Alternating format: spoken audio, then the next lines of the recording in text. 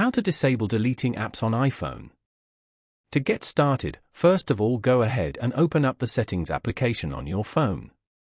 Once you're here, scroll down to find and tap on Screen Time. Within the Screen Time menu, locate the Content and Privacy Restrictions option under the Restrictions section. Make sure the main toggle for Content and Privacy Restrictions is turned on. Inside this menu, tap on iTunes and App Store purchases at the very top. Over here, you can manage your store purchases and re-download settings.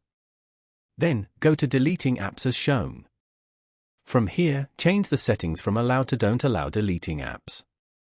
You will now not be able to delete any apps from your phone. Following these steps, you can easily disable deleting apps on an iPhone. Thank you for watching. Please leave a like if this tutorial helped you, or leave a comment below if you have any questions related to the video.